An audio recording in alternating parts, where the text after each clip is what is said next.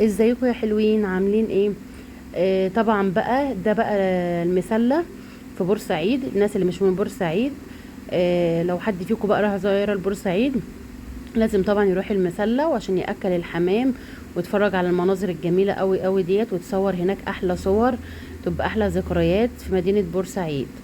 طبعا انا عامله لكم فيديوهين على القناه عن بورسعيد، فاللي حابب بقى ان هو يشوف الاماكن اللي هو ممكن نزورها في بورسعيد يتفرج بقى على الفيديوهات بتاعتي ويعمل لي لايك ويشترك في القناه ويبقى من عيلتي الجميل.